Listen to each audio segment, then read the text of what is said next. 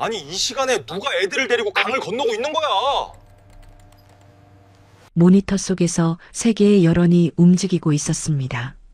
어른들과 작은 아이, 붉은색과 노란색으로 표시된 체온 신호가 두만강 강변을 향해 천천히 이동하는 모습이 열화강 카메라에 선명하게 잡혔고, 박진혁의 손가락은 마우스 위에서 멈춰 섰습니다. 규정은 명확했습니다. 즉각 경비대에 좌표를 전송하라 하지만 그의 시선은 화면 속 가장 작은 여론에서 떨어지지 않았습니다. 체온 분포로 보면 대략 5살에서 7살 사이, 집에 있는 딸 수연이와 비슷한 크기였고, 그 아이는 두 어른 사이에서 강을 향해 걸어가고 있었습니다. 진혁의 검지가 떨렸습니다. 마우스 클릭 한 번이면 끝나는 일이었지만 그 한 번이 누군가의 마지막이 된다는 사실을 그는 이제 너무나 선명하게 알고 있었습니다. 이것은 국경경비대 드론 통제실에서 근무하는 한 기술 장교의 이야기입니다. 매일 밤 모니터 앞에 앉아 감시하던 남자가 어느 순간부터 자신이 지켜야 할 것과 막아야 할 것 사이에서 갈등하기 시작했고, 결국 완벽한 감시망의 빈틈을 찾아 스스로 탈출을 결심하기까지의 기록입니다. 왜 신뢰받던 장교가 모든 것을 버리고 강을 건너야 했는지, 어떻게 자신이 만든 시스템을 역으로 이용할 수 있었는지, 그 이야기를 지금부터 들려드리겠습니다. 여유가 되시는 분들은 구독과 좋아요로 응원해 주시면 감사하겠고, 지금 이 사연을 듣고 계신 지역을 댓글로 남겨주시면 따뜻한 인사를 전해드리겠습니다. 박진혁은 매일 아침 6시가 되기 전에 통제실로 들어갔습니다. 지하 3층 깊이에 위치한 국경경비대 드론 통제실은 창문 하나 없는 밀폐된 공간이었고, 형광등 불빛만이 하루 종일 벽면을 비추고 있었습니다. 12대의 모니터가 디귿자 형태로 배치되어 있었는데, 6대는 실시간 드론 영상을, 나머지 6대는 열화상 카메라 데이터를 보여주었고, 진혁의 자리는 정중앙이었습니다. 그는 검은 군복 차림으로 의자에 앉아 컴퓨터를 켰고, 시스템이 부팅되는 동안 커피 자판기에서 믹스커피를 한 잔 뽑아왔습니다. 박동무, 일찍 오셨네요. 옆자리에 김상희가 인사를 건넸습니다. 어제 드론 3호기 배터리 교체 완료했습니까? 진혁이 물었고, 김상희는 고개를 끄덕이며 로그 기록을 확인했습니다. 예, 23시 45분에 완료했습니다.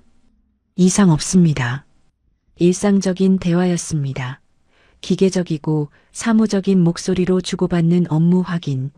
이것이 진혁의 하루를 시작하는 방식이었고, 지난 3년 동안 한 번도 달라진 적이 없었습니다. 드론 6대가 두만강 일대 60km 구간을 빈틈없이 순찰했고, 진혁의 손끝 조작으로 무인기들은 설정된 경로를 따라 움직였습니다. 구역 A에서 F까지 각 구역마다 중첩 감시 구간이 있어서 사각지대는 이론상 존재하지 않았고, 당에서는 이 시스템을 모범 사례로 평가했습니다. 진혁은 마우스를 움직여 드론 1호기의 카메라 각도를 조정했습니다. 화면 속에 강변 갈대숲이 보였고, 바람에 흔들리는 갈대들 사이로 물살이 흐르는 모습이 적외선 모드에서는 푸른빛으로 나타났습니다. 아무것도 없었습니다. 평범한 새벽 풍경이었고, 야생동물조차 보이지 않는 고요한 강변이었습니다. 진혁은 다음 구역으로 카메라를 돌렸고, 이런 식으로 6개 화면을 번갈아 확인하는 것이 그의 주요 업무였습니다. 오늘 일기예보 확인했습니까? 진혁이 김상희에게 물었습니다. 예, 오후부터 눈 온다고 합니다. 시정 5km 이하로 떨어지면 드론 회수해야 할 것 같습니다. 알겠습니다.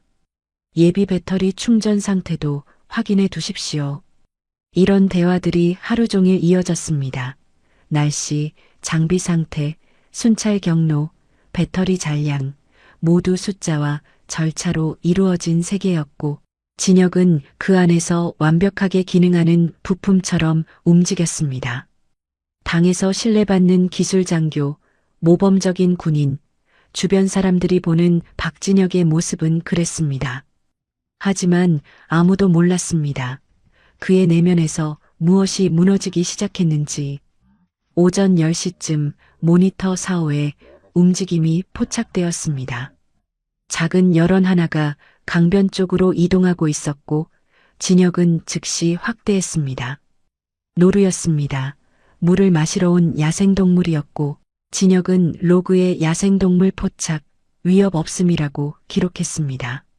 하지만 석 달 전만 해도 이런 열원을 볼 때마다 그의 심장은 긴장으로 뛰었습니다. 사람인가 동물인가를 판단하는 3초가 그에게는 영원처럼 느껴졌고 만약 사람이라면 즉각 좌표를 전송해야 한다는 압박감이 그를 짓눌렀습니다. 점심시간이 되자 교대 근무자가 들어왔고 진혁은 자리에서 일어나 식당으로 향했습니다. 복도를 걸으며 그는 벽에 붙은 포스터들을 지나쳤습니다. 조국 통일의 그날까지, 경계 태세 확립, 반동분자 색출에 앞장서자 익숙한 구호들이었지만 요즘은 그 글자들이 다르게 보였습니다. 식당에서 배식을 받아 구석 자리에 앉았고 옥수수밥과 배추국을 먹으며 진혁은 창밖을 바라봤습니다. 멀리 산 너머로 중국 땅이 있다는 사실을, 그곳에서는 사람들이 자유롭게 움직인다는 사실을 진혁은 생각했습니다. 오후 근무가 시작되고 2시간쯤 지났을 때 그 일이 벌어졌습니다. 모니터 5호에 3개의 열원이 나타났고 진혁의 손이 자동으로 마우스를 잡았지만 클릭하지는 못했습니다. 어른들과 아이 하나, 그들은 강변 갈대숲에서 나와 물가로 천천히 걸어가고 있었고 열화상 카메라는 그들의 체온을 정확하게 포착하고 있었습니다. 진혁은 화면을 확대했습니다. 가장 작은 열원의 크기와 형태를 분석했고 시스템은 자동으로 추정 연령 57세라는 데이터를 표시했습니다. 진혁의 머릿속에 딸 수연이의 얼굴이 떠올랐습니다. 올해 6살이 된 딸아이가 유치원에서 그린 가족 그림 크레용으로 그린 4명의 사람들, 그 그림 속 수연이의 크기가 지금 화면 속 열원과 겹쳤습니다. 진혁의 손가락이 떨렸고 규정상 그는 지금 즉각 경비대에 좌표를 전송해야 했지만 그의 손은 움직이지 않았습니다. 옆에서 김상희가 물었습니다. 박동무, 5호 구역에 뭔가 있습니까? 진혁은 대답해야 했습니다. 하지만 그의 목소리는 나오지 않았고 3초가 지나고 5초가 지났습니다. 화면 속에서 3개의 열원은 계속 강을 향해 움직였고 이제 물가에 거의 다다랐습니다. 진혁의 검지가 마우스 위에서 경련하듯 떨렸고 그는 눈을 감았습니다. 그리고 클릭했습니다. 좌표 전송 버튼을, 경비대 호출 시스템을 진혁은 규정대로 실행했고 무전기에서 응답이 들렸습니다. 좌표 확인, 출동한다. 진혁은 모니터를 응시했습니다. 3개의 열원이 여전히 화면에 있었고 이제 물속으로 들어가기 시작했습니다. 진혁은 시계를 봤습니다. 경비대가 도착하기까지 대략 10분, 그들이 강을 건너려면 최소 15분이 필요하고 계산이 자동으로 이루어졌습니다. 시간이 부족했습니다. 그들은 강 중간쯤에서 잡힐 것이고 진혁은 그 결과를 알고 있었습니다. 10분이라는 시간은 평소에는 짧게 느껴졌지만 지금은 영겁처럼 길었습니다. 진혁은 모니터에서 눈을 떼지 못한 채 3개의 열원을 지켜봤고 그들은 물속으로 점점 깊이 들어가고 있었습니다. 어른 열원 하나가 앞서갔고 뒤따라 작은 열원이 움직였고 마지막 어른 열원이 아이를 감싸듯 가까이 붙어서 이동했습니다. 체온 신호가 물에 닿으면서 조금씩 흐려지기 시작했는데 그것은 강물이 차갑다는 뜻이었고 특히 작은 열원의 신호가 빠르게 약해지고 있었습니다. 박동무 경비대 도착 예정 시간은 8분 후입니다.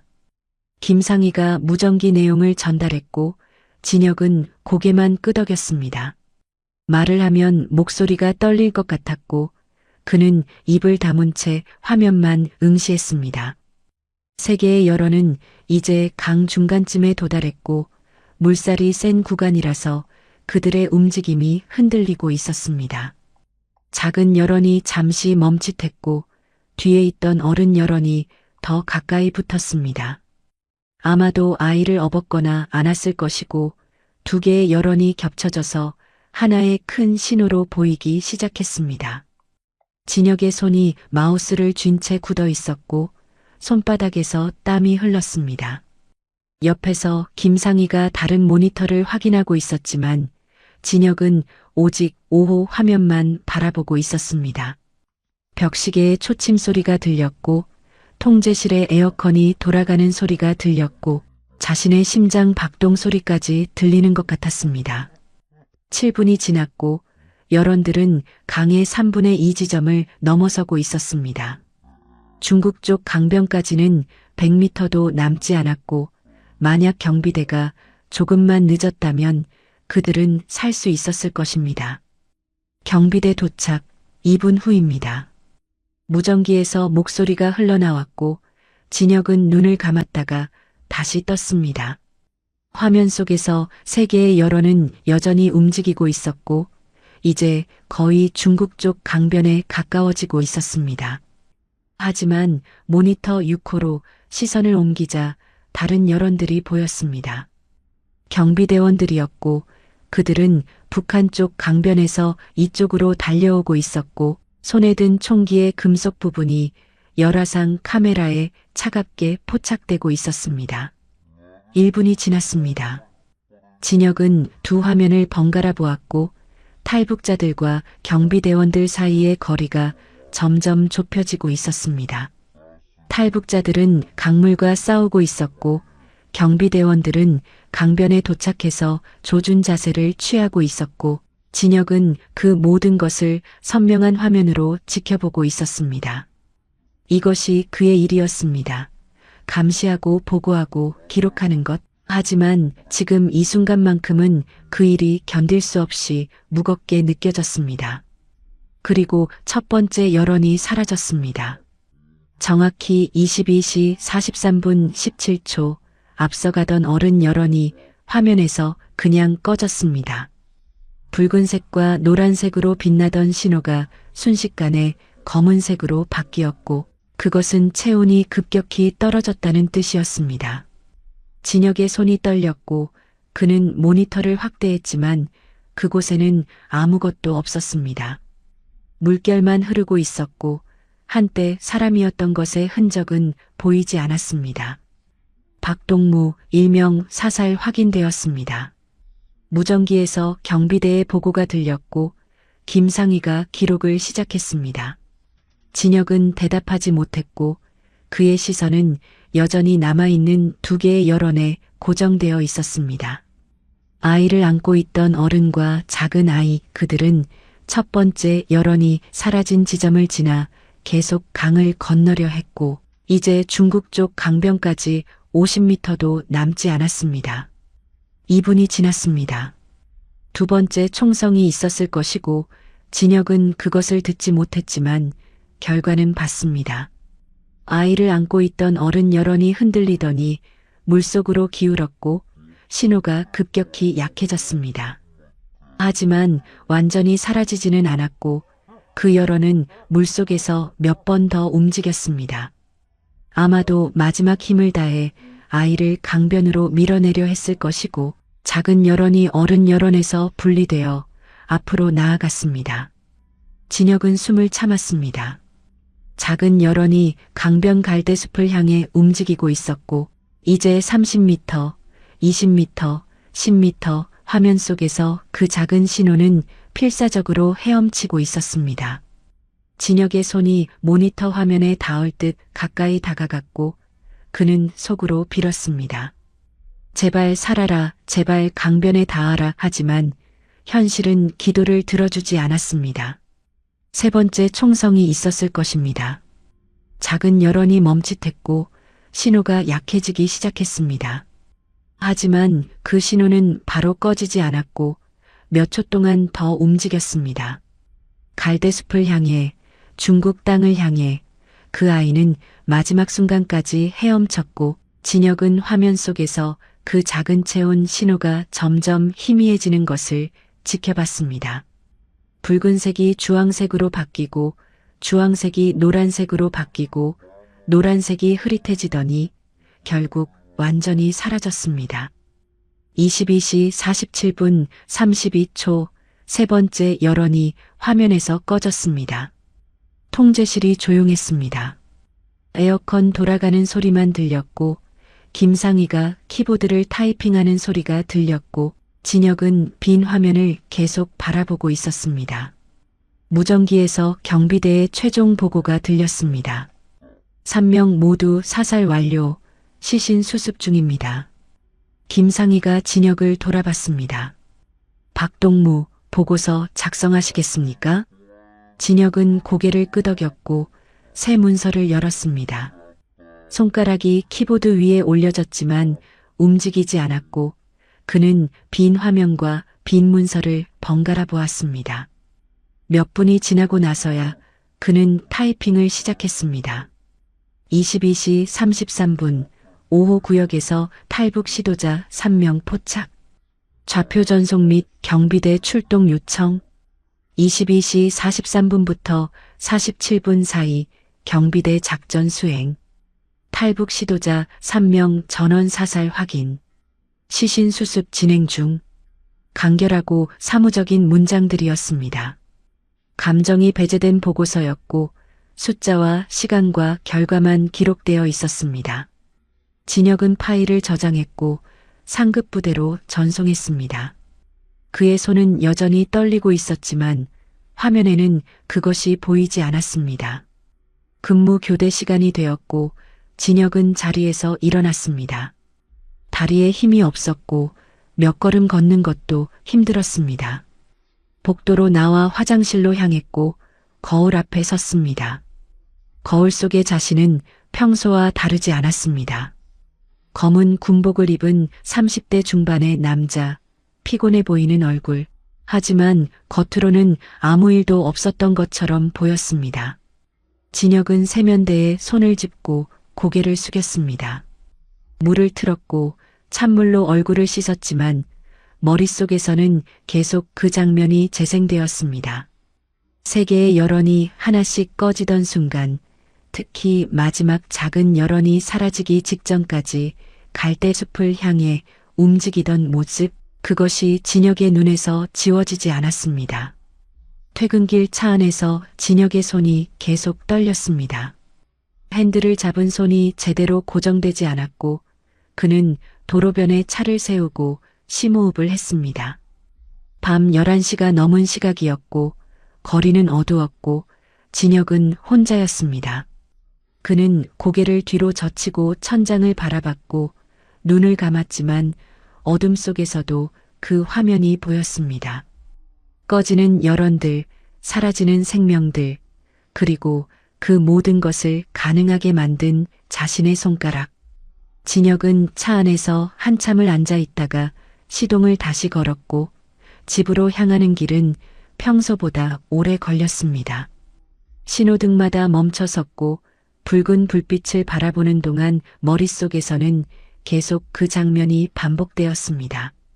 아파트 단지에 도착했을 때는 자정이 넘어 있었고 주차장에 차를 세우고 나서도 진혁은 곧바로 내리지 못했습니다. 건물 3층 자기 집 창문에 불이 켜져 있었고 얇은 커튼 너머로 거실의 실루엣이 보였습니다.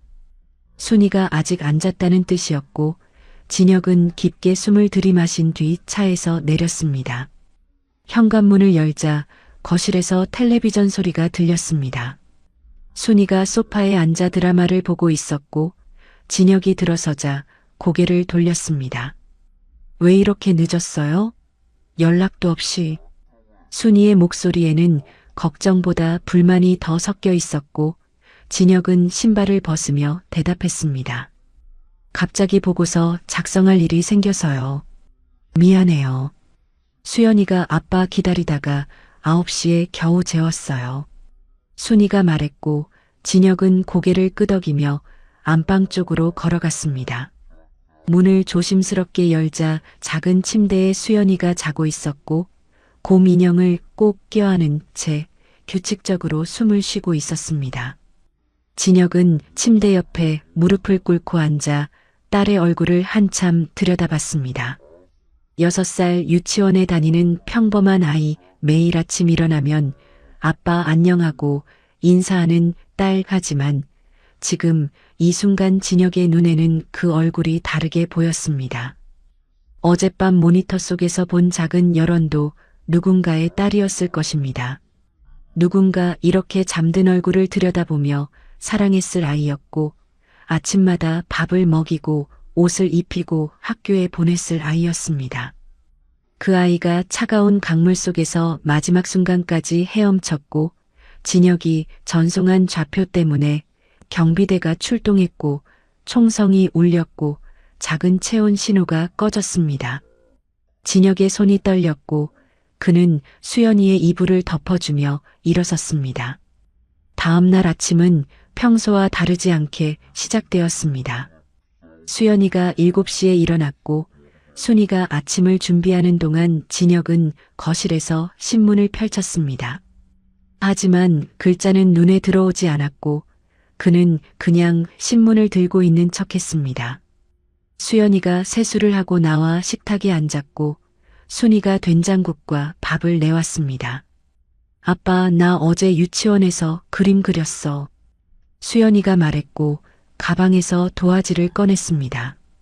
A4 크기의 종이에 크레용으로 그린 그림이었고 4명의 사람이 서 있었습니다. 키 큰 남자, 날씬한 여자, 작은 여자아이, 그리고 여자의 배 부분에 동그라미가 그려져 있었습니다. 이게 우리 가족이야. 아빠, 엄마, 나, 그리고 동생. 수연이가 자랑스럽게 설명했고 순이가 미소 지으며 말했습니다. 선생님이 칭찬하셨대요. 색깔도 예쁘게 칠했다고. 진혁은 그림을 받아들었습니다. 수연이는 자신을 분홍색과 노란색으로 칠했고 머리에는 리본을 그렸고 웃는 얼굴이었습니다. 진혁의 손가락이 그림 속 수연이를 따라 움직였고 그 순간 어젯밤 화면 속 작은 열원이 떠올랐습니다. 크기가 비슷했습니다. 체온 분포로 추정한 연령이 5에서 7세였고 수연이가 6살이었고 그림 속 수연이의 크기와 모니터 혹 열원의 크기가 진혁의 머릿속에서 정확하게 겹쳤습니다. 아빠, 왜 그래? 수연이가 물었고 진혁은 정신을 차렸습니다. 자신이 그림을 너무 오래 들여다보고 있었다는 것을 깨달았고 얼른 미소를 지었습니다. 아니야, 그림 정말 잘 그렸네. 우리 수연이 최고야. 진혁은 딸을 끌어안았습니다. 작고 따뜻한 몸이 품에 안겼고 수연이가 깔깔 웃으며 말했습니다. 아빠, 힘세게 안아. 진혁은 딸을 더 세게 안았습니다. 이 아이가 살아있다는 것, 따뜻하다는 것, 웃고 있다는 것, 그 모든 것이 감사했고 동시에 어젯밤 사라진 아이를 생각하니 가슴이 무너지는 것 같았습니다.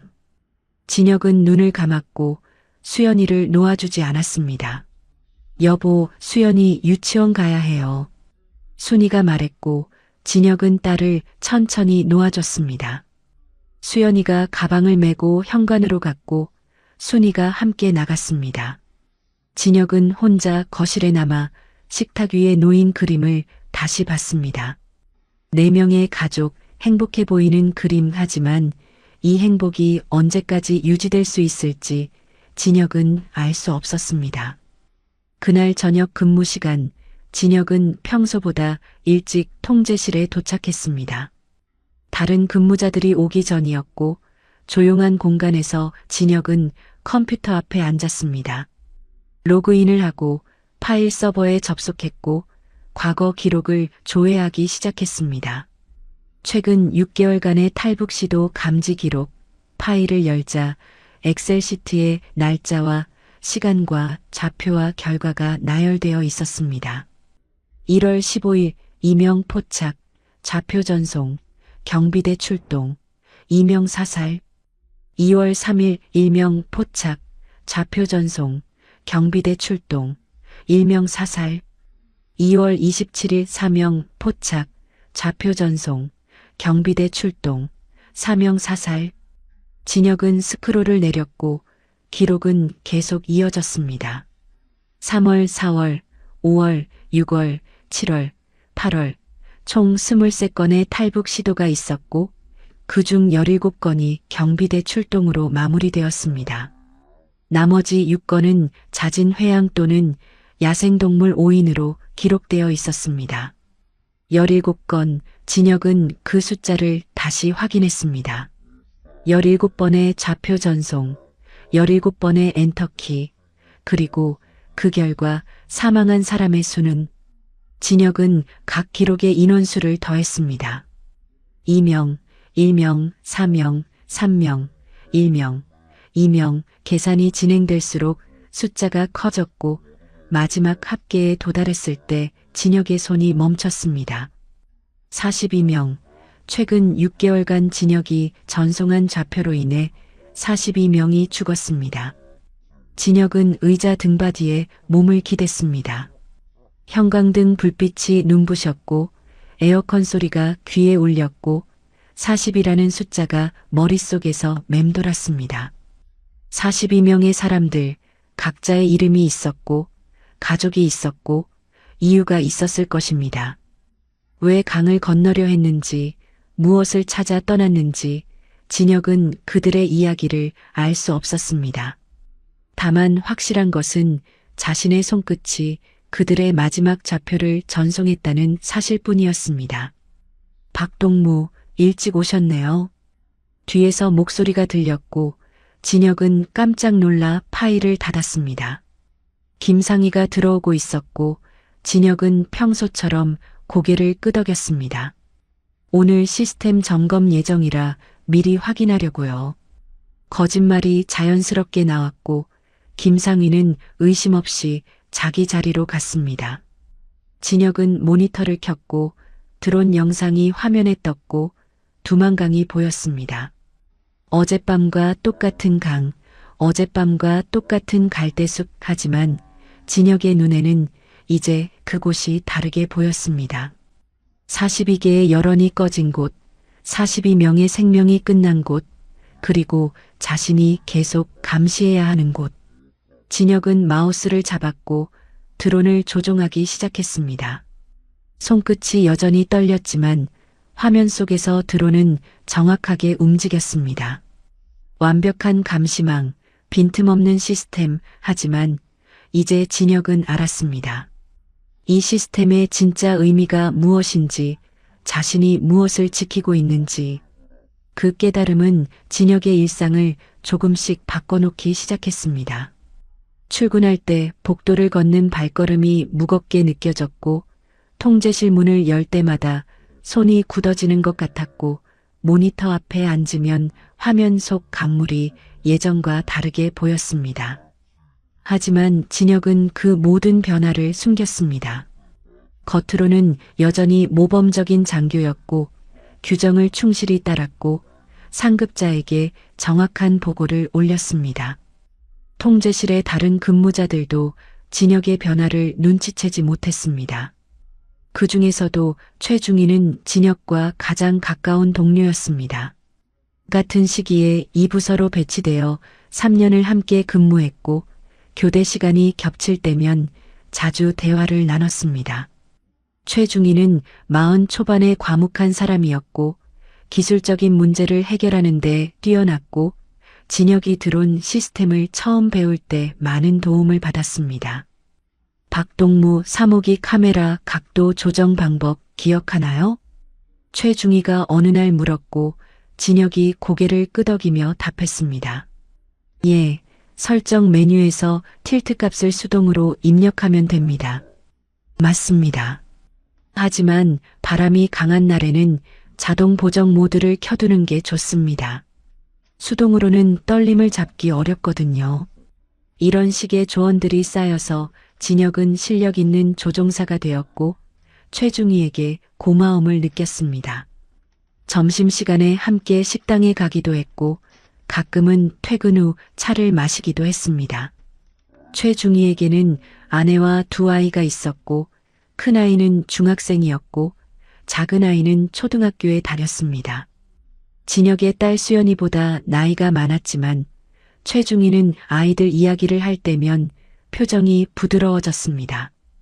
우리 큰애가 요즘 수학을 잘한다고 선생님이 칭찬하더군요. 최중희가 말했을 때 진혁은 축하한다고 답했고 그때만 해도 모든 것이 평범했습니다. 하지만 그것이 마지막 평범한 대화였다는 것을 진혁은 그때 몰랐습니다. 2주일 뒤 월요일 아침 최중희가 출근하지 않았습니다. 오전 6시가 되었지만 그의 자리는 비어 있었고 김상희가 의아해하며 말했습니다. 최중희 동무 늦으시네요. 연락 받으신 분 있습니까? 아무도 대답하지 않았고 근무조장이 전화를 걸었지만 받지 않았습니다. 진혁은 이상하다고 생각했지만 업무를 시작했습니다. 최중희가 아프거나 급한 일이 생겼을 것이라고 곧 연락이 올 것이라고 진혁은 그렇게 믿었습니다. 하지만 점심시간이 지나도록 최중희는 나타나지 않았고 오후 2시쯤 통제실 문이 열렸습니다. 보이부 제복을 입은 남자 셋이 들어왔고 그중 계급장이 가장 높은 사람이 조장에게 말했습니다. 최중희 자리가 어디입니까? 목소리가 차갑고 날카로웠고 조장이 떨리는 손으로 가리켰습니다. 저기입니다. 보이부 요원들이 최중희의 자리로 갔고 한 명은 컴퓨터를 끄고 다른 한 명은 서랍을 열어 내용물을 확인했습니다. 진혁은 자기 모니터를 보는 척하면서 그들을 눈으로 쫓았고 통제실 안의 모든 사람들이 숨을 죽인 채 지켜봤습니다. 이 자리 폐쇄합니다.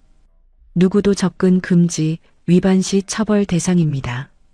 보이부 요원이 선언했고 최중희의 컴퓨터를 분리해서 들고 갔습니다. USB도 압수했고 책상 서랍에 노트와 펜까지 가져갔고 자리에는 아무것도 남지 않았습니다. 요원 한 명이 남아서 조장에게 질문했습니다. 최중희와 가까운 동료가 누구입니까? 조장이 진혁 쪽을 힐끗받고 진혁의 심장이 빠르게 뛰었습니다. 하지만 조장은 고개를 저었습니다.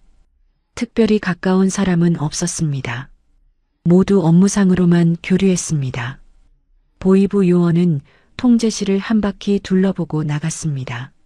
문이 닫힌 뒤에도 한동안 아무도 말하지 않았고 키보드 타이핑 소리만 조용히 울렸습니다. 진혁은 최중희의 빈 자리를 봤습니다. 의자가 책상 아래 정리되어 있었고 모니터가 꺼져 있었고 검은 화면에 형광등 불빛이 반사되고 있었습니다. 오후 4시쯤 복도에서 소란스러운 소리가 들렸습니다. 진혁은 화장실에 간다는 핑계로 자리에서 일어났고 복도로 나갔습니다. 멀리서 보이부 요원들이 누군가를 끌고 오고 있었고 가까이 다가가자 그 사람이 최중희라는 것을 알아봤습니다. 수갑을 차고 있었고 군복이 아닌 민간인 옷을 입고 있었고 얼굴에 멍이 들어 있었습니다. 진혁은 복도 구석에 멈춰 섰고 최중희 일행이 지나가기를 기다렸습니다. 하지만 최중희가 진혁을 받고 눈이 마주쳤습니다. 그 눈빛에는 말할 수 없는 것들이 담겨 있었습니다. 공포, 체념, 후회, 그리고 경고.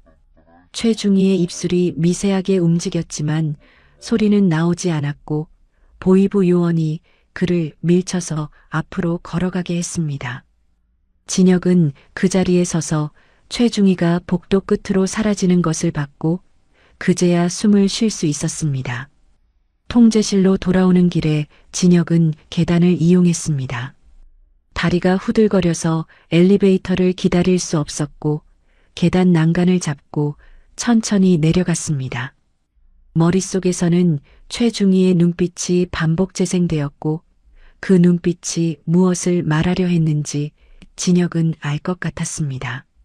나처럼 되지 마라, 아니면 조심해라, 또는 모든 것이 끝났다. 저녁 근무 시간에 소문이 돌기 시작했습니다. 최중희가 탈북을 계획했다는 것, 중국 브로커와 연락했다는 것, 가족까지 함께 떠나려 했다는 것, 누군가 밀고 했고 보이부가 새벽에 집을 급습했다는 것. 진혁은 그 이야기들을 들으며 아무 표정도 짓지 않았습니다. 옆에서 김상희가 한숨을 쉬며 말했습니다. 믿을 수가 없네요. 최중희 동무가 그럴 사람으로 보이지 않았는데. 진혁은 고개만 끄덕였습니다. 말을 하면 목소리가 떨릴 것 같았고 그는 모니터에 시선을 고정한 채 드론을 조종했습니다. 화면 속에서 두만강이 흐르고 있었고 갈대가 바람에 흔들리고 있었고 최중희도 저 강을 건너려 했구나 하는 생각이 들었습니다. 퇴근 후 진혁은 최중희의 아파트 앞을 지나갔습니다.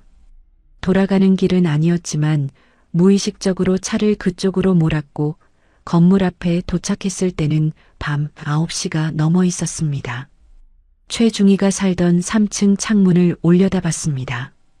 불이 꺼져 있었습니다. 모든 창문이 어두웠고 커튼이 쳐져 있었고 그 집에 사람이 사는지 알 수 없었습니다. 진혁은 차 안에서 한참을 그 창문을 바라봤습니다. 최중희의 아내는 어디 있을까?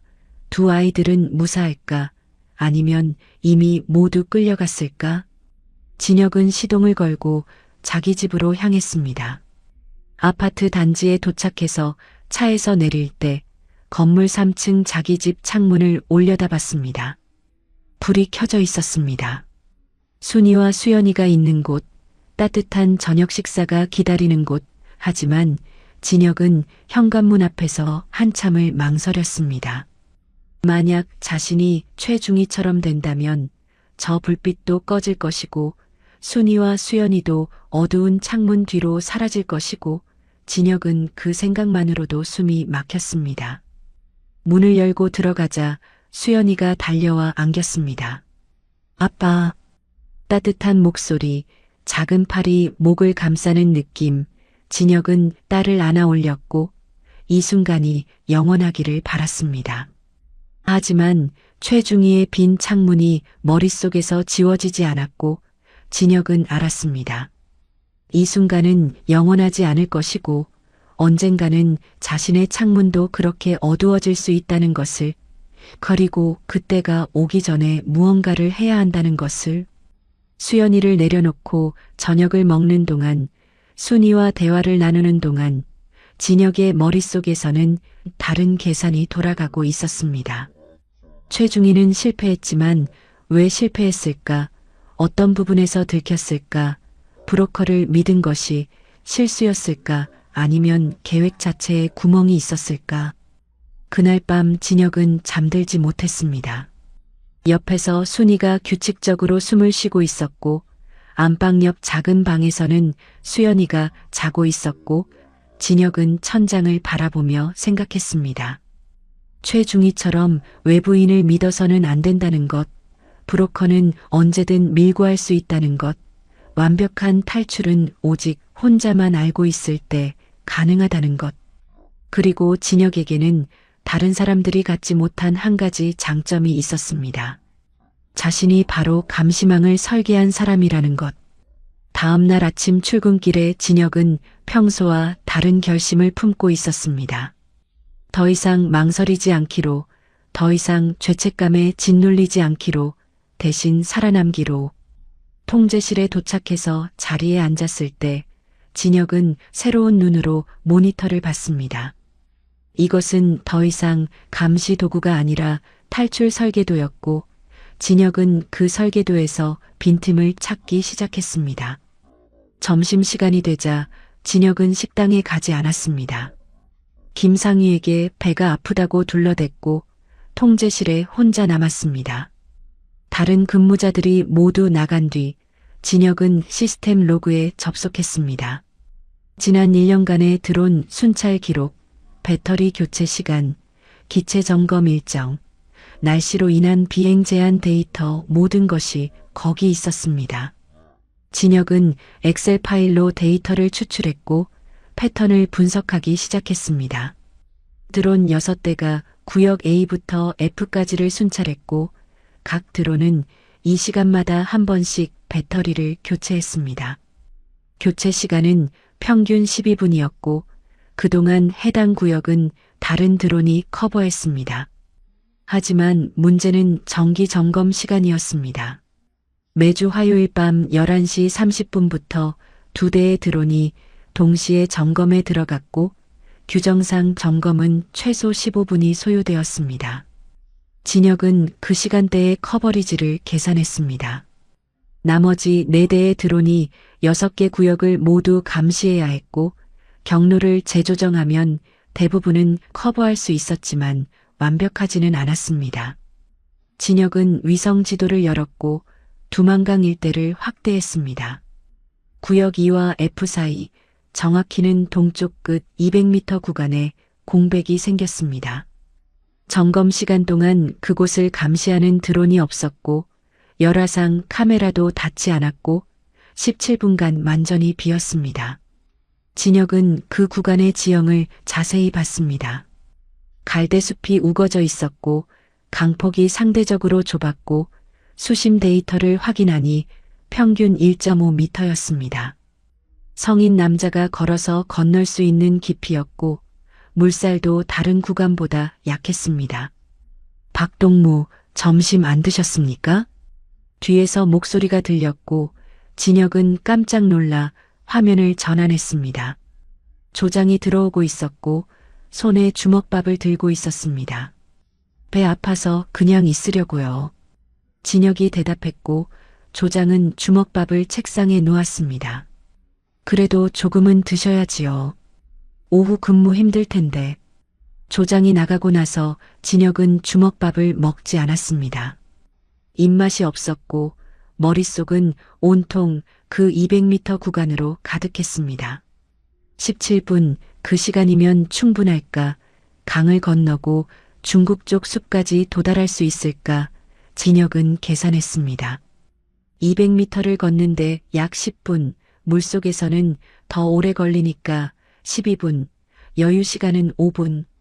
빠듯했지만 불가능하지는 않았습니다. 그날 저녁 집으로 돌아온 진혁은 평소처럼 저녁을 먹고 수연이와 놀아주고 텔레비전을 봤습니다. 하지만 순이가 잠든 뒤 진혁은 조용히 일어나 거실로 갔습니다. 노트북을 켰고 개인 이메일로 낮에 분석한 데이터를 전송받았고 다시 한번 검토했습니다. 17분의 공백, 매주 화요일 밤 11시 30분부터 47분까지 이것이 진혁이 찾은 유일한 빈틈이었습니다. 하지만 문제가 하나 더 있었습니다. 통제실 CCTV였습니다. 진혁이 자리를 비우면 기록이 남고 누군가 확인할 것이고 의심받을 것입니다. 진혁은 통제실 구조를 머릿속에 그렸습니다. CCTV 세대가 있었고 하나는 출입문을, 하나는 근무자 좌석을, 마지막 하나는 복도를 찍고 있었습니다. 하지만 근무자 좌석 카메라에는 사각지대가 있었습니다. 의자 뒤편 서버 렉 옆 공간, 거기서 움직이면 화면에 잡히지 않았습니다. 진혁은 다음날 일찍 출근해서 확인했습니다. CCTV 녹화 영상을 재생해봤고 자신이 앉은 자리에서 뒤로 몸을 기울였을 때 화면에서 사라지는 것을 확인했습니다. 완벽한 사각지대였고 거기서 일어나 복도로 나갈 수 있었습니다. 복도 CCTV는 또 다른 문제였지만 진혁은 그것도 해결책을 찾았습니다. 복도 끝 비상구 쪽 카메라는 석 달 전부터 고장난 채 방치되어 있었고 보수 요청을 했지만 부품이 없다는 답변만 돌아왔습니다. 진혁은 그 고장난 카메라를 보며 미소 지었습니다. 완벽한 시스템은 없다는 것을, 모든 감시망에는 빈틈이 있다는 것을, 일주일 동안 진혁은 계획을 다듬었습니다. 매일 밤 같은 시간에 화장실에 갔고 복도를 걸어 비상구까지의 시간을 쟀습니다. 45초 그 시간이면 통제실을 나와 계단으로 갈 수 있었고 CCTV에 잡히지 않을 수 있었습니다. 진혁은 또한 민간인 옷을 준비했습니다. 검은색 잠바와 청바지를 작은 배낭에 넣어서 화장실 천장 환기구에 숨겨뒀고 방수 가방과 나침반도 함께 넣었습니다. 현금은 집에서 조금씩 빼돌렸고 순이가 눈치채지 못하도록 장마당 갔다 온다는 핑계로 소액씩 인출했습니다. 모든 준비가 끝났을 때 진혁은 개인 USB에 데이터를 저장했습니다. 드론 순찰 경로, 17분의 공백 시간, 탈출 지점의 위성 좌표, 강 수심 정보, CCTV 사각지대 위치, 모든 것을 암호화해서 저장했고 USB를 목에 걸 수 있는 작은 케이스에 넣어 속옷 안에 숨겼습니다. 이것이 진혁의 생명줄이었고 만약 계획이 실패하면 이 USB가 증거가 될 것이고 성공하면 새로운 삶의 증명이 될 것입니다. 어느 날 밤 진혁은 잠들기 전에 순이를 바라봤습니다. 배가 불러온 아내, 3달 뒤면 둘째가 태어날 것이고 진혁은 그 아이를 안아볼 수 있을까? 순이는 진혁 없이 아이를 키울 수 있을까? 생각이 꼬리를 물었지만 진혁은 결심을 바꾸지 않았습니다. 지금 떠나지 않으면 기회는 다시 오지 않을 것이고 최중희처럼 끌려갈 것이고 그렇게 되면 순이와 수연이도 함께 끝날 것입니다. 진혁은 달력을 봤습니다. 다음 주 화요일, 그날이 마지막 기회였습니다. 그 다음 주부터는 드론 점검 스케줄이 변경된다는 공문이 이미 내려와 있었고 17분의 공백은 사라질 것입니다. 진혁의 손이 떨렸지만 이번에는 두려움이 아니라 결의 때문이었습니다. 하지만 그 결의는 생각보다 빨리 시험대에 올랐습니다.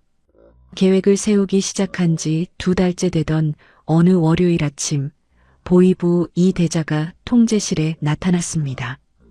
평소에는 한 달에 한 번 정도 순찰을 왔지만 최근 들어 빈도가 높아지고 있었고 특히 최중희 사건 이후로는 일주일에 2~3번씩 얼굴을 비쳤습니다. 키가 크고 말랐고 눈빛이 날카로웠고 그가 통제실에 들어서면 모든 근무자들이 긴장했습니다. 동무들, 수고들 하시오. 이 대자가 말했고 근무자들이 일제히 고개를 숙였습니다. 진혁도 모니터에서 눈을 떼지 않은 채 인사했고 이 대자는 천천히 통제실을 둘러봤습니다. 각 자리를 지나가며 모니터 화면을 확인했고 어깨 너머로 키보드 작업을 지켜봤고 가끔씩 질문을 던졌습니다. 김동무, 3호기 배터리 잔량이 얼마요? 87%입니다. 대자 동무. 좋소. 교체 예정 시간은 오후 3시입니다. 이 대자는 고개를 끄덕이고 다음 자리로 갔습니다. 진혁은 자신의 차례가 올 것을 알았고 손바닥에 땀이 맺혔지만 표정은 평온하게 유지했습니다. 이 대자가 진혁의 뒤에 섰고 진혁은 그의 시선이 자신의 화면을 훑는 것을 느꼈습니다. 박동무. 예, 대자 동무. 진혁이 대답했지만 몸을 돌리지 않았습니다. 모니터를 계속 보며 드론을 조종하는 척했고 이 대자는 한참 침묵을 지켰습니다. 그 침묵이 영원처럼 길게 느껴졌고 진혁은 심장 박동 소리가 들릴까봐 숨을 천천히 쉬었습니다. 요즘 집중이 안 되는 것 같던데. 이 대자의 말에 진혁의 등이 굳었습니다. 무슨 뜻인지 무엇을 알고 있는지 진혁은 순간적으로 수많은 생각이 스쳤지만 목소리는 평온하게 유지했습니다. 그런 일 없습니다. 대자 동무. 항상 최선을 다하고 있습니다. 그래. 하지만 지난주 보고서를 보니 5호 구역 감시 기록이 평소보다 적더군. 진혁은 머릿속으로 빠르게 기억을 더듬었습니다. 5호 구역 그곳은 자신이 탈출 지점으로 정한 구역이었고 최근 며칠간 그 구역을 유심히 관찰하느라 다른 구역에 소홀했던 것이 사실이었습니다. 하지만 그것을 들킬 줄은 몰랐습니다.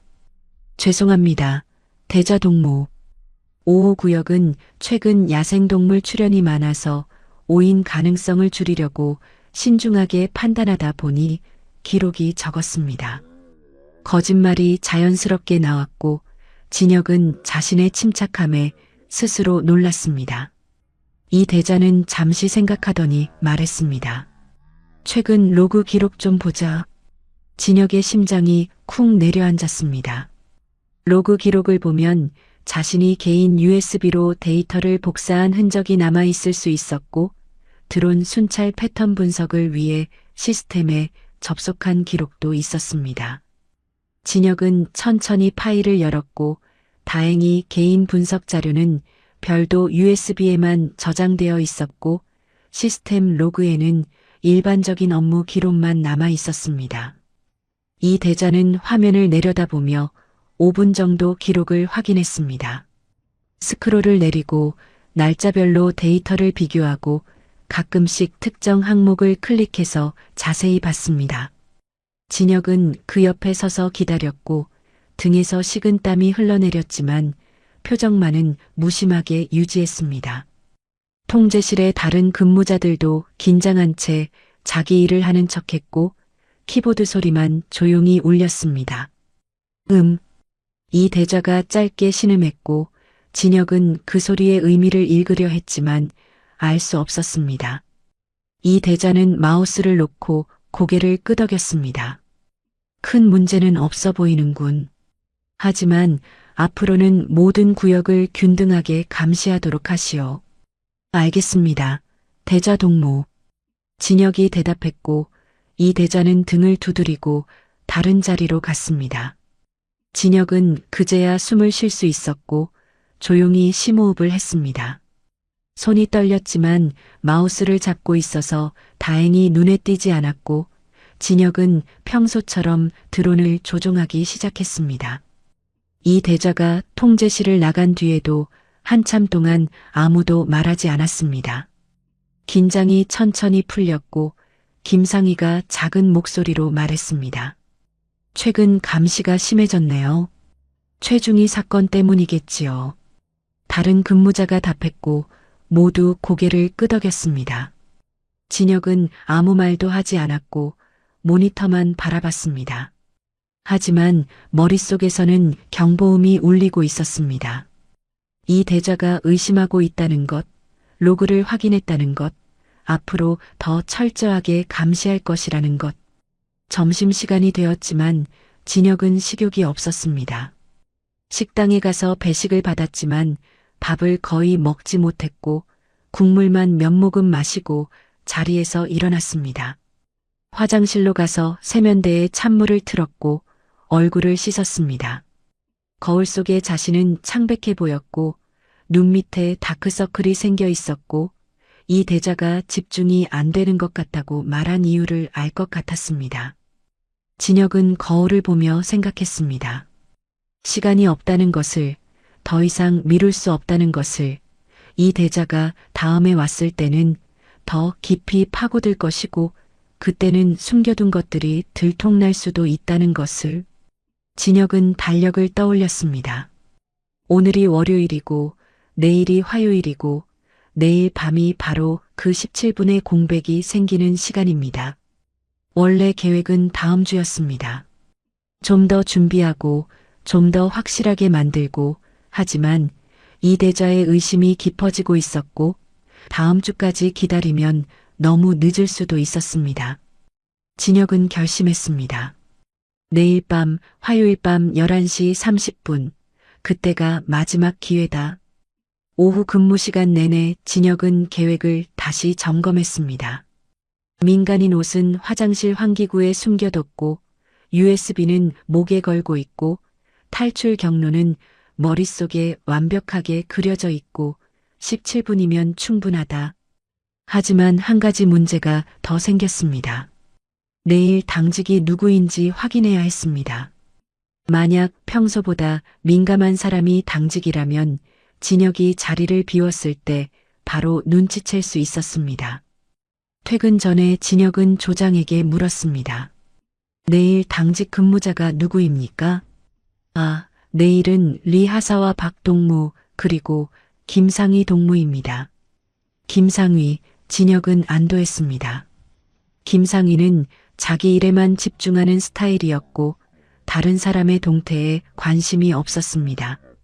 만약 진혁이 화장실에 간다고 하면 의심 없이 받아들일 것입니다. 집으로 돌아가는 길에 진혁은 차를 천천히 몰았습니다. 내일이면 이 길을 마지막으로 지나갈 것이고 이 거리를 마지막으로 볼 것이고 아파트 단지에 도착했을 때 진혁은 한참 차 안에 앉아 있었습니다. 건물 3층 창문에 불이 켜져 있었고 순이와 수연이가 저녁을 먹고 있을 시간이었고 진혁은 그 창문을 바라보며 마음속으로 말했습니다. 미안해, 하지만 이것이 우리 모두를 살리는 유일한 방법이야. 현관문을 열고 들어가자 수연이가 달려왔습니다. 아빠. 진혁은 딸을 안아 올렸고 오늘 하루 유치원에서 있었던 일들을 듣고 저녁을 함께 먹고 텔레비전을 봤습니다. 모든 것이 평범했고 내일이면 끝날 일상이었고 진혁은 그 순간순간을 기억 속에 새겼습니다. 순이가 웃는 얼굴, 수연이가 그림을 그리는 모습, 거실의 따뜻한 불빛, 모두. 밤이 깊어가고 순이와 수연이가 잠든 뒤 진혁은 혼자 거실에 남아 편지를 썼습니다. 순이에게 남기는 마지막 말, 미안해. 살아서 꼭 다시 만나자. 수연이 잘 부탁해. 짧은 문장이었지만 진혁이 할 수 있는 전부였고 편지를 봉투에 넣어 서랍 깊숙이 숨겼습니다. 순이가 찾기까지 며칠 걸릴 것이고 그때쯤이면 진혁은 이미 멀리 떠났을 것입니다. 화요일 아침은 평소보다 일찍 찾아왔습니다. 진혁은 새벽 5시에 눈을 떴고 옆에서 순이가 자고 있었고 안방 옆 작은 방에서는 수연이의 규칙적인 숨소리가 들렸습니다. 진혁은 천장을 바라보며 오늘이 마지막이라는 사실을 되새겼습니다. 마지막으로 이 침대에서 일어나는 아침, 마지막으로 순이의 얼굴을 보는 아침, 마지막으로 수연이에게 인사하는 아침. 일어나서 세수를 하고 군복을 입었습니다. 거울 앞에서 진혁은 자신을 오래 들여다봤습니다. 검은 군복, 정확하게 단추를 채운 깃, 반듯한 모자, 겉으로 보기에는 평범한 장교였지만 속으로는 이미 다른 사람이었습니다. 진혁은 목에 건 USB를 만졌습니다. 속옷 안에 숨겨진 작은 물건, 오늘 밤 이것이 생명줄이 될 것입니다. 거실로 나오자 순이가 부엌에서 아침을 준비하고 있었습니다. 평소보다 일찍 일어났고 배가 불러서 움직임이 느렸고 진혁은 다가가 말했습니다. 내가 할게요. 앉아 있어요. 괜찮아요. 이 정도는 할 수 있어요. 순이가 미소 지으며 답했고 진혁은 그 미소를 기억 속에 새겼습니다. 밥상을 차리고 함께 앉아 아침을 먹었고 수연이가 일어나 졸린 눈으로 나왔고 진혁은 딸을 무릎에 앉혔습니다. 아빠, 오늘 일찍 들어와요? 수연이가 물었고 진혁은 대답하지 못했습니다. 거짓말을 하고 싶지 않았지만 진실을 말할 수도 없었고 그냥 딸의 머리를 쓰다듬었습니다. 아빠, 최선을 다할게. 그것이 진혁이 할 수 있는 전부였고 수연이는 알아듣지 못한 채 고개를 끄덕였습니다. 아침을 마치고 현관에서 신발을 신을 때 순이가 따라 나왔습니다. 여보, 요즘 피곤해 보여요. 몸 괜찮아요? 응, 괜찮아. 걱정하지 마. 진혁이 답했고 순이를 안았습니다. 평소보다 조금 더 세게, 조금 더 오래 순이가 의아해하며 물었습니다. 왜 그래요? 그냥 사랑해. 진혁은 순이를 놓아주고 문을 나섰습니다. 뒤돌아보지 않았습니다. 뒤돌아보면 결심이 흔들릴 것 같았고 진혁은 계단을 내려가며 눈물을 참았습니다. 출근길은 평소와 똑같았습니다. 차를 몰고 검문소를 지나고 경비대 건물에 도착했고 주차를 하고 건물로 들어갔습니다. 정문에서 경례를 받았고 복도를 걸어 통제실로 향했습니다. 모든 것이 평범했고 아무도 진혁의 속마음을 눈치채지 못했습니다. 수고하십니다. 통제실 입구에서 경비병에게 인사했고 문을 열고 들어갔습니다. 김상희와 리 하사가 이미 와 있었고 진혁은 평소처럼 인사했습니다. 일찍 오셨네요. 오늘 보고서 마감이라 미리 확인하려고요. 거짓말이 자연스럽게 나왔고 진혁은 자기 자리에 앉았습니다. 컴퓨터를 켰고 시스템에 로그인했고 모니터에 들어온 영상이 떴습니다. 두만강이 화면에 펼쳐졌고 오늘 밤 진혁이 건널 강이었고 화면 속 물결이 유난히 선명하게 보였습니다. 시간이 흘렀습니다. 오전 6시, 7시, 8시 진혁은 평소처럼 드론을 조종했고 보고서를 작성했고 동료들과 업무 이야기를 나눴습니다. 점심을 먹고 오후 근무를 계속했고 시계를 볼 때마다 심장이 조금씩 빨라졌습니다. 오후 3시, 4시, 5시 해가 지기 시작했고 통제실 밖 창문으로 어둠이 내려오는 것이 보였습니다. 저녁 교대 시간이 되었고 야간 근무조가 들어왔습니다. 진혁은 자리를 지켰고 밤 근무를 시작했습니다. 8시, 9시, 10시 시간은 천천히 그러나 확실하게 흘렀고 진혁의 손바닥에서 땀이 났습니다. 11시가 되었을 때 진혁은 시계를 확인했습니다. 30분 남았습니다. 김동무, 오늘 드론 점검 시간 확인했습니까? 진혁이 물었고 김상희가 고개를 끄덕였습니다. 예, 2호기와 4호기가 11시 30분부터 점검 들어갑니다. 알겠습니다. 진혁은 평온한 목소리로 답했지만 손은 떨리고 있었습니다. 마우스를 잡고 화면을 확인하는 척했고 시계를 다시 봤습니다. 11시 10분, 20분이 남았습니다. 리 하사가 자리에서 일어나 화장실에 갔고 통제실에 진혁과 김상희만 남았습니다. 김상희는 자기 모니터에 집중하고 있었고 진혁은 심호흡을 했습니다. 11시 15분, 15분 남았습니다. 11시 20분, 진혁은 자리에서 일어섰습니다. 의자가 뒤로 밀리는 소리가 조용한 통제실에 울렸고 김상희가 고개를 돌렸습니다. 화장실 다녀오겠습니다. 진혁이 말했고 목소리가 평소보다 약간 높았지만 김상희는 눈치채지 못했습니다. 예, 다녀오십시오. 김상희는 다시 자기 화면으로 시선을 돌렸고 진혁은 출입문을 향해 걸었습니다.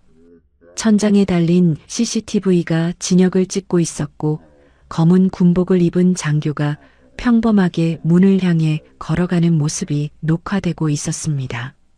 진혁은 문 손잡이를 잡았고 뒤돌아보지 않았고 문을 열었습니다. 복도로 나왔을 때 진혁은 잠시 멈춰 섰습니다. CCTV가 복도 천장에 있었고 붉은 불빛이 깜빡이고 있었고 진혁은 평소처럼 화장실 쪽으로 걸었습니다. 걸음 속도는 천천히 급하지 않게 의심받지 않게 하지만 진혁의 심장은 미친 듯이 뛰고 있었습니다. 화장실에 들어가서 문을 잠갔고 진혁은 거울 앞에 섰습니다. 얼굴이 창백했고 이마에 땀이 맺혀 있었고 손이 떨렸습니다. 진혁은 찬물로 얼굴을 씻었고 심호흡을 여러 번 했습니다. 진정해, 아직 시간 있어. 계획대로 하면 돼. 천장 환기구를 열었고 안에 숨겨둔 배낭을 꺼냈습니다. 검은 잠바, 청바지, 운동화, 방수 가방, 나침반 모두 거기 있었습니다. 진혁은 군복을 벗기 시작했습니다. 단추를 하나씩 풀고 군복 상의를 벗고 바지를 벗고 민간인 옷으로 갈아입었습니다. 거울을 봤습니다. 더 이상 장교가 아니었습니다. 평범한 남자, 누구나 길에서 지나칠 수 있는 사람. 진혁은 군복을 변기통 뒤에 숨겼고 배낭을 메었습니다. 시계를 봤습니다. 11시 28분, 2분 후면 드론 점검이 시작되고 17분에 공백이 생기고 진혁의 탈출이 시작됩니다. 화장실 문을 열고 복도로 나왔고 왼쪽으로 걸었습니다. 화장실 반대편 복도 끝에 비상구가 있었고 그곳에 CCTV는 석 달째 고장난 채였습니다. 비상구 문을 열었고 계단이 보였습니다. 진혁은 뒤를 돌아봤습니다. 복도는 텅 비어 있었고 통제실 문은 닫혀 있었고 김상희와 리하사는 모니터 앞에 앉아 있을 것입니다. 진혁은 그들을 생각했고 자신의 빈자리를 생각했고 화면 속에서 계속 흐르고 있을 드론 영상을 생각했습니다. 계단을 내려가기 시작했습니다. 한 걸음, 두 걸음 발소리가 울렸지만 아무도 듣지 못했습니다. 지하 1층, 지하 2층, 지하 3층 통제실에서 점점 멀어지고 있었고 진혁은 지상으로 올라갔습니다. 1층 출구가 보였고 밤 공기가 얼굴을 스쳤고 진혁은 건물 밖으로 나왔습니다. 밤하늘에 별이 빛나고 있었고 차가운 바람이 불었고 진혁은 어둠 속으로 걸어갔습니다. 뒤에서 경비대 건물의 불빛이 점점 작아졌고 통제실은 지하 3층 깊은 곳에서 여전히 가동되고 있을 것이고 진혁의 빈자리 앞 모니터에는 두만강이 흐르고 있을 것입니다. 진혁은 어둠 속을 달렸습니다. 경비대 건물에서 강변까지는 15km였고 미리 숨겨둔 자전거를 타고 비포장도로를 따라 움직였습니다. 달빛만이 길을 비췄고 바람이 얼굴을 때렸고 페달을 밟을 때마다 심장이 터질 것처럼 뛰었습니다. 시계를 봤습니다. 11시 35분, 12분이 남았습니다. 충분한 시간이지만 여유롭지는 않았고 진혁은 더 빠르게 페달을 밟았습니다. 강변이 보이기 시작했을 때 진혁은 자전거를 덤불 속에 숨겼습니다. 걸어서 갈대숲으로 들어갔고 키보다 높은 갈대들이 바람에 흔들렸고 바스락거리는 소리가 진혁의 발걸음을 감췄습니다. 갈대를 헤치고 나아가자 강물이 보였습니다. 검은 물결이 달빛을 반사했고 건너편 중국 땅은 어둠 속에 잠겨 있었고 진혁은 잠시 멈춰 섰습니다. 이 강을 수없이 모니터로 지켜봤습니다. 열화상, 카메라로, 드론 영상으로 화면 속에서 보던 강이 지금 눈앞에 있었고 물소리가 귀에 들렸고 차가운 바람이 물 위를 스쳐 지나갔습니다. 진혁은 배낭에서 방수 가방을 꺼냈고 USB와 최소한의 물건만 넣었고 가방을 몸에 단단히 묶었습니다. 시계를 마지막으로 확인했습니다. 11시 39분, 8분 남았습니다. 진혁은 강물 속으로 발을 내딛었고 차가움이 발목을 타고 올라왔습니다. 11월 밤 강물은 얼음장처럼 차가웠고 진혁은 이를 악물고 앞으로 나아갔습니다. 무릎까지, 허리까지, 가슴까지 물이 점점 깊어졌고 숨이 가빠졌지만 멈출 수 없었습니다. 발밑에 돌이 미끄러웠고 몇 번이나 넘어질 뻔했지만 진혁은 균형을 잡았습니다. 한 걸음씩 조심스럽게 강바닥을 더듬으며 나아갔고 물살이 몸을 밀어냈지만 진혁은 버텼습니다. 강 중간쯤 왔을 때 물이 목까지 차올랐고 발끝으로 겨우 바닥을 짚을 수 있었고 진혁은 헤엄치기 시작했습니다. 그때 소리가 들렸습니다. 드론의 프로펠러 소리, 낮고 일정하게 울리는 기계음이 하늘에서 들려왔고 진혁은 고개를 들었습니다. 어둠 속에서 붉은 LED 불빛이 전멸했습니다.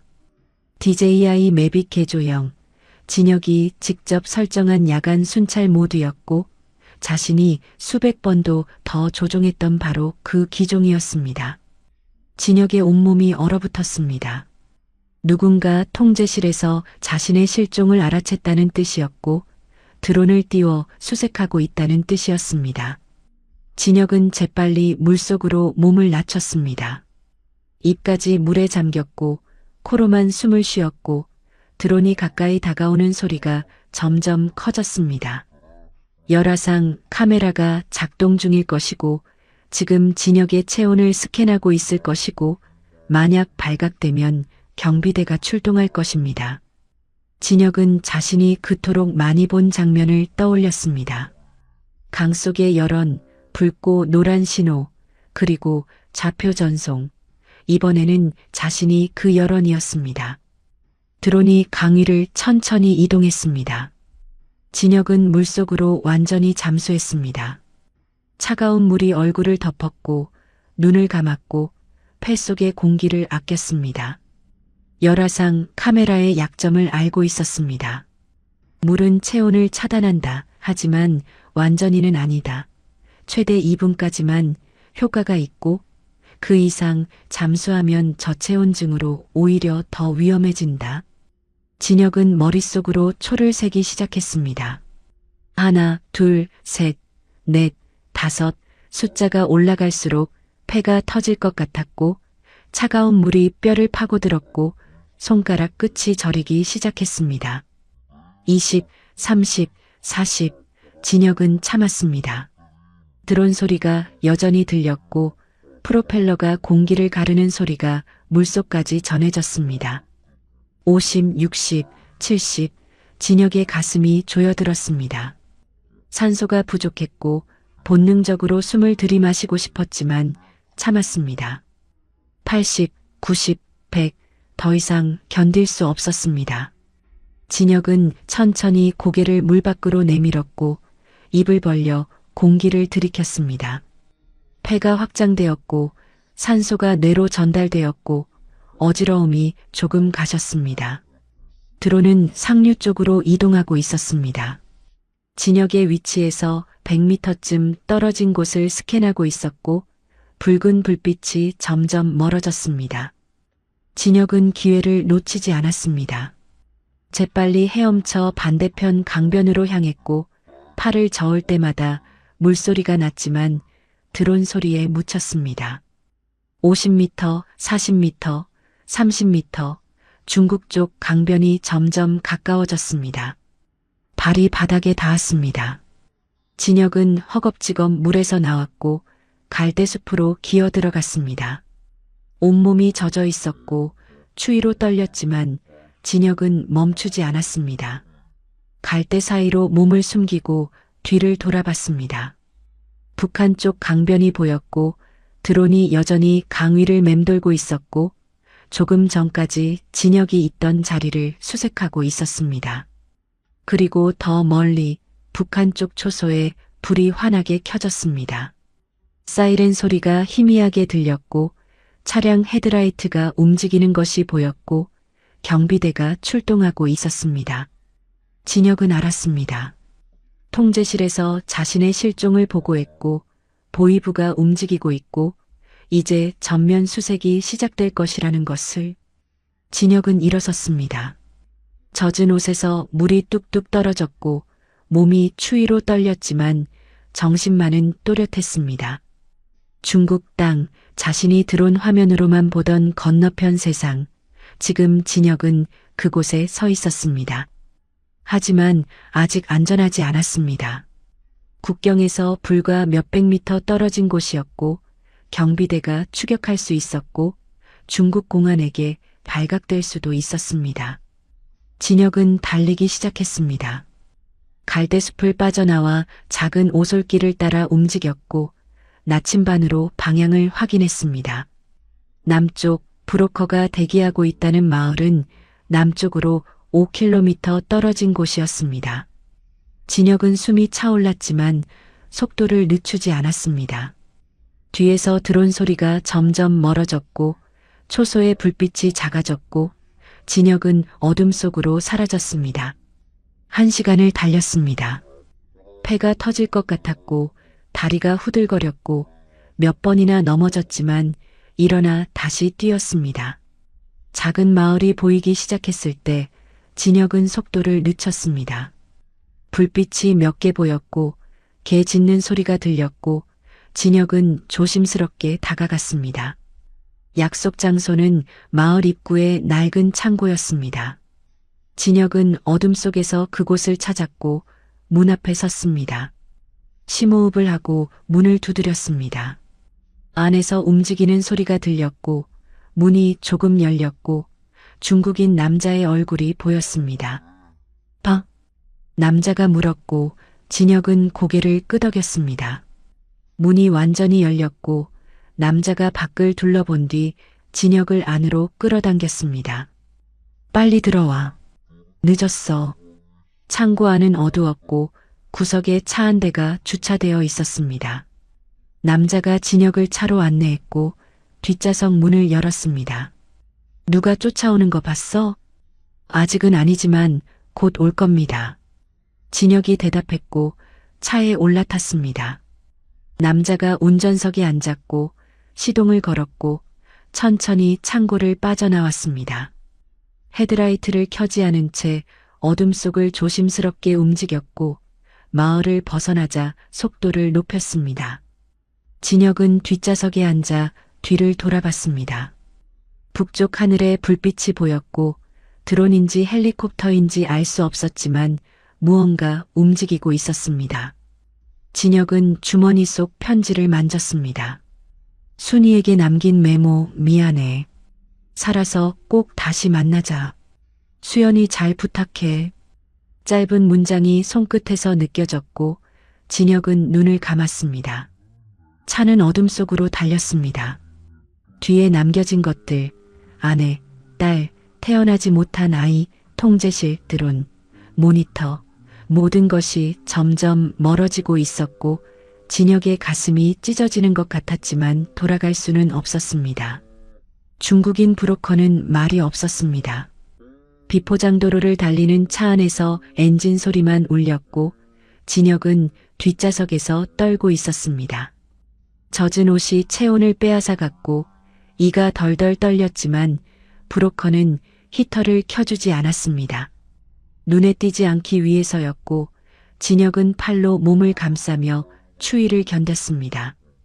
1시간쯤 달렸을 때 브로커가 처음으로 입을 열었습니다. 경비대가 쫓아왔어? 드론을 띄웠습니다. 하지만 따돌렸어요. 진혁이 떨리는 목소리로 답했고 브로커는 백미러로 진혁을 힐끗 봤습니다. 운이 좋았네. 보통은 강에서 잡히는데 저는 드론 조종사였습니다. 시스템을 알았어요. 브로커가 피식 웃었습니다. 그래서 살았구만. 돈은 가져왔어? 예, 약속대로 300만 원 더 드리겠습니다. 진혁은 방수 가방에서 돈을 꺼냈습니다.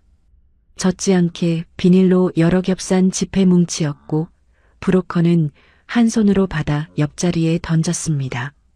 한국까지는 3개월 걸려. 중국에서 라오스, 태국 거쳐서 가는 거야. 힘들 거야. 괜찮습니다. 살아만 있으면 됩니다. 진혁의 대답에 브로커는 더 이상 말하지 않았고 차는 계속 남쪽으로 달렸습니다. 새벽이 되자 작은 마을에 도착했고 브로커는 차를 낡은 여관 뒤편에 세웠습니다. 여기서 사흘 있어. 내가 서류 만들 때까지. 밖에 나가지 마. 공안한테 걸리면 너도 나도 끝이야. 브로커가 진혁을 좁은 방으로 안내했고 문을 잠그고 나갔습니다. 진혁은 혼자 남았습니다. 창문 없는 방, 침대 하나와 작은 탁자, 형광등이 깜빡거렸고 진혁은 침대에 주저앉았습니다.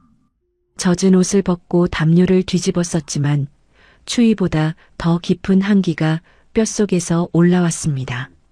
진혁은 주머니에서 편지를 꺼냈습니다. 순이에게 남긴 마지막 말, 물에 젖어 글씨가 번져 있었지만 읽을 수는 있었습니다. 미안해. 살아서 꼭 다시 만나자. 수연이 잘 부탁해.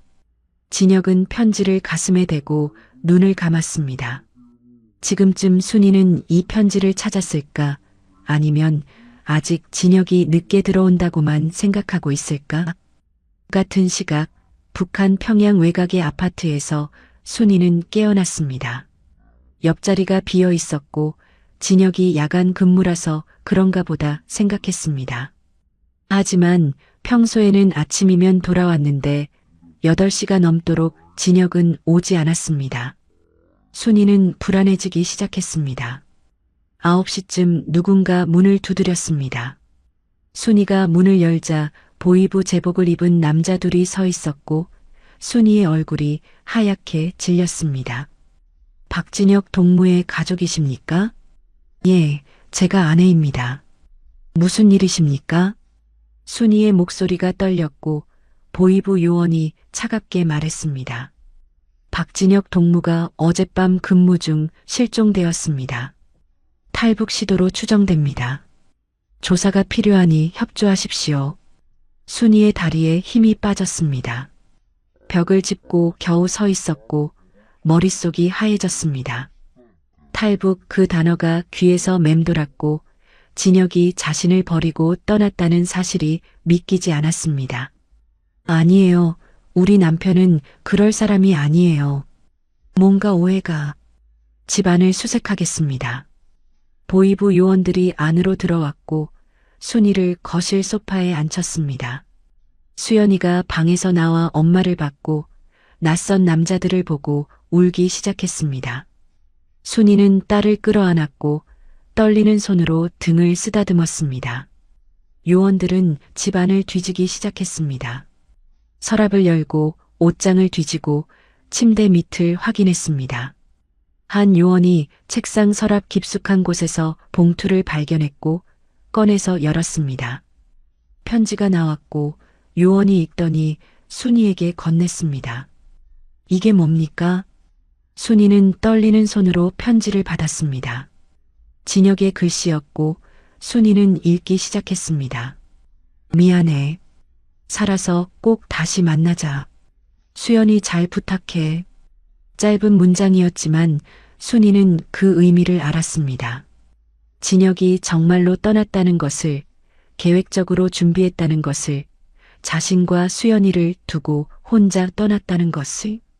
편지가 손에서 떨어졌고 순이는 소리 없이 울었습니다. 눈물이 볼을 타고 흘렀고 수연이가 엄마의 얼굴을 올려다보며 물었습니다.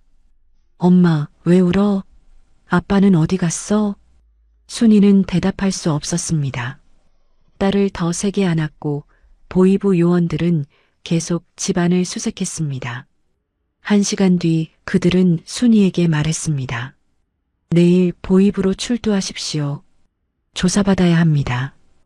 요원들이 나간 뒤 순이는 바닥에 주저앉았습니다.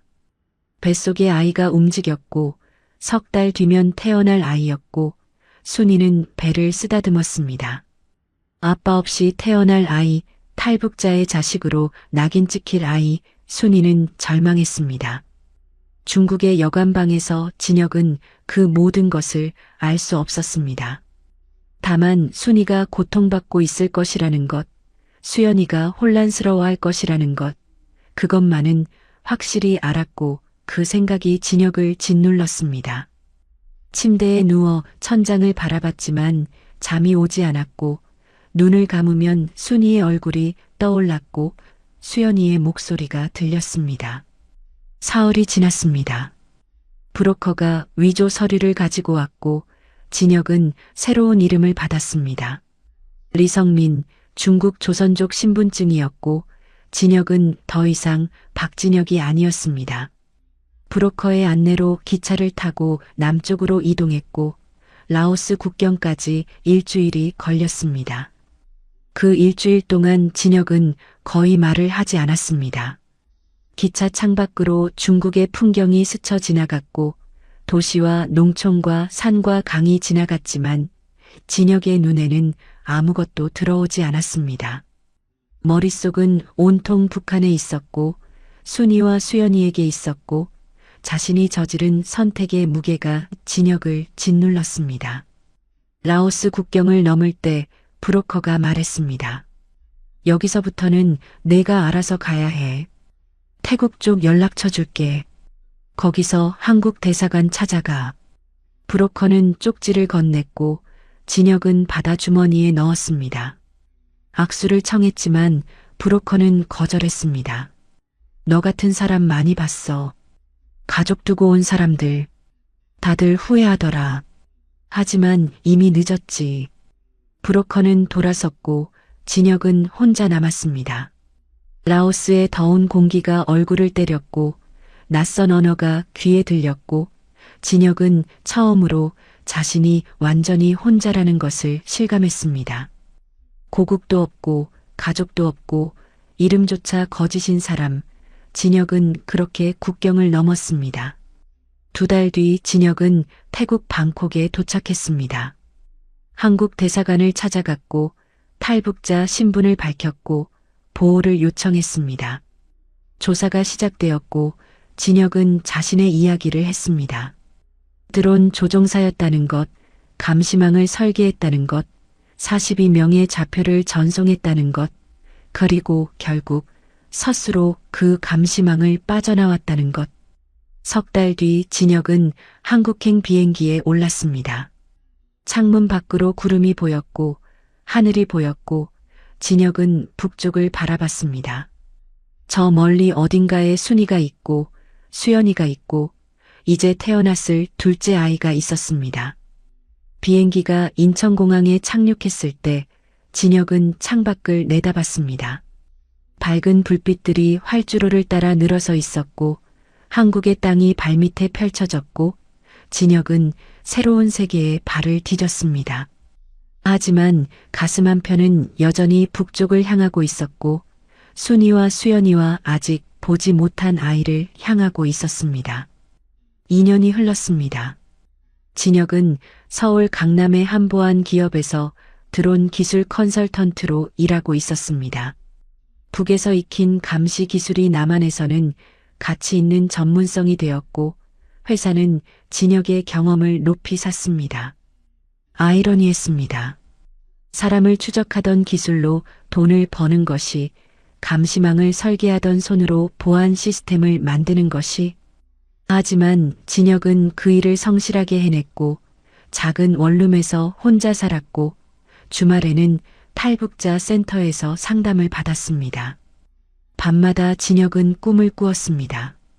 통제실 모니터 속에서 사라지는 여론들, 세계에 채운 신호가 하나씩 꺼지던 그날 밤, 그리고 자신이 전송한 42개의 좌표들.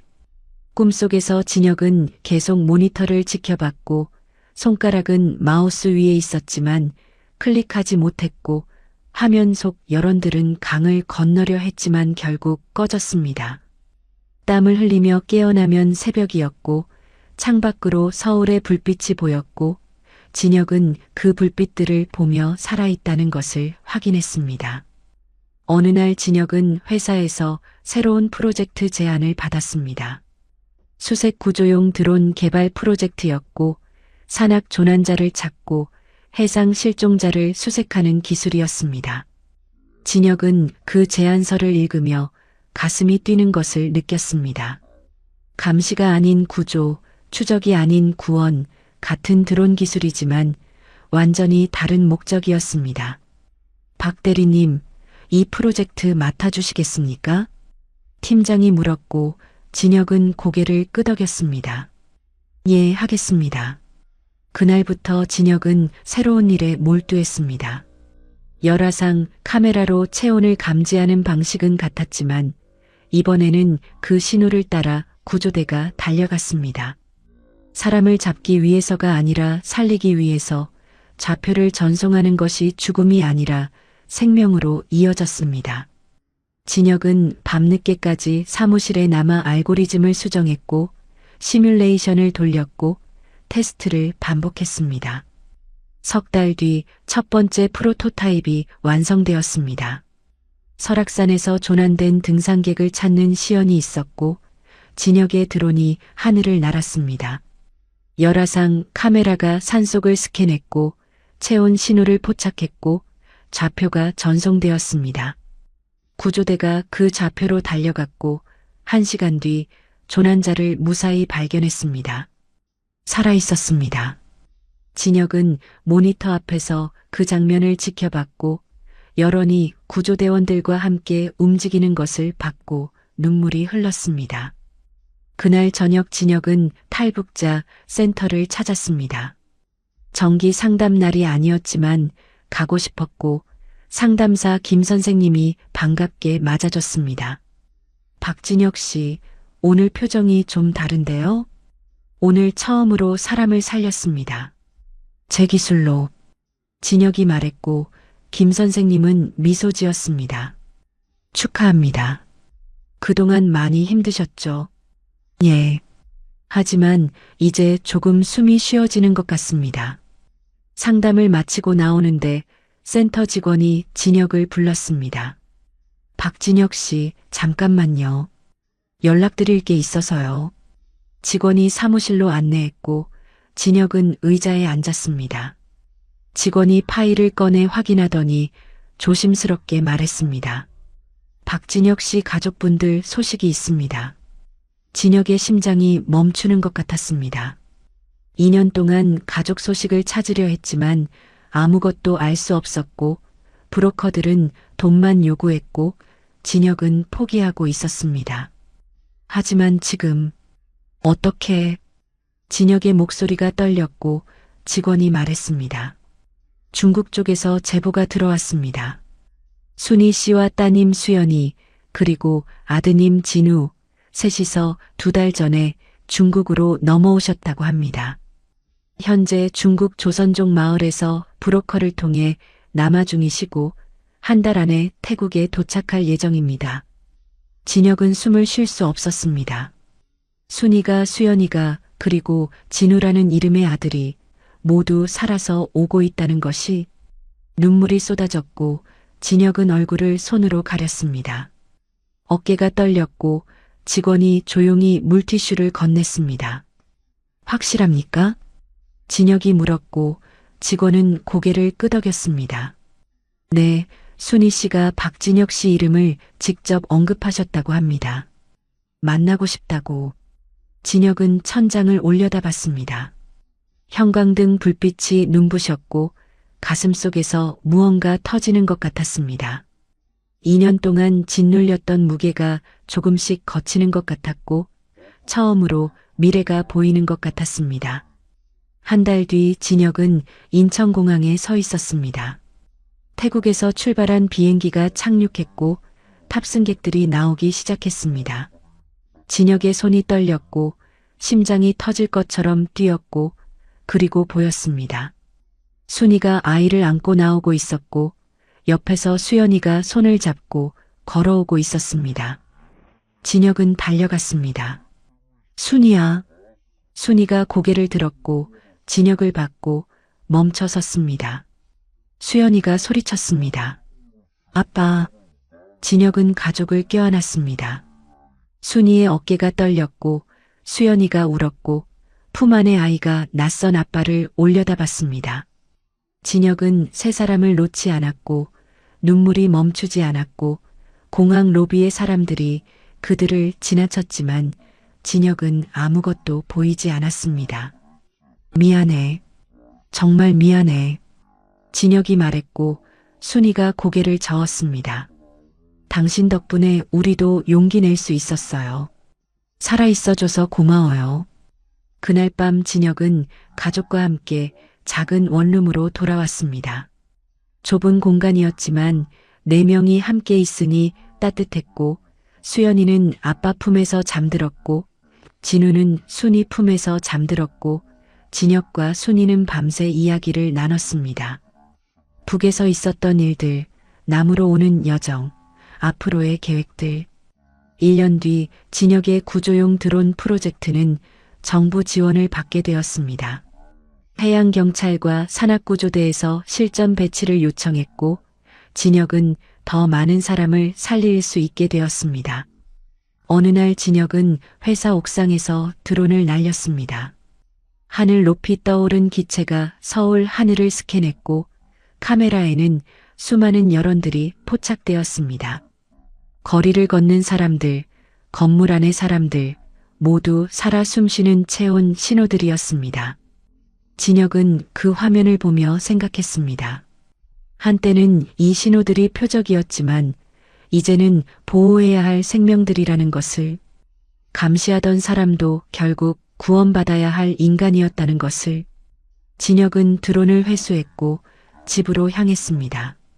순이가 저녁을 준비하고 있을 것이고 수연이와 진우가 기다리고 있을 것이고 그곳이 진혁의 새로운 통제실이었습니다. 감시가 아닌 사랑으로, 추적이 아닌 보살핌으로 가득한. 오늘 이야기는 여기까지입니다. 감시하던 사람이 스스로 감시망을 벗어나 자유를 찾았고 그 과정에서 가족을 잃었지만 결국 다시 만났습니다. 때로는 용기 있는 선택이 고통을 동반하지만 그 선택이 결국 더 많은 사람에게 희망이 될 수 있다는 것을 박진혁의 이야기는 보여줍니다. 감시의 기술이 구조의 기술로 바뀔 수 있었던 것처럼 우리 인생의 어두운 경험도 언젠가는 누군가를 살리는 빛이 될 수 있습니다. 이 이야기가 마음에 와닿으셨다면 구독과 좋아요로 응원해 주시면 감사하겠습니다. 여러분의 작은 관심이 더 좋은 이야기를 만드는 힘이 됩니다. 오늘도 들어주셔서 고맙습니다.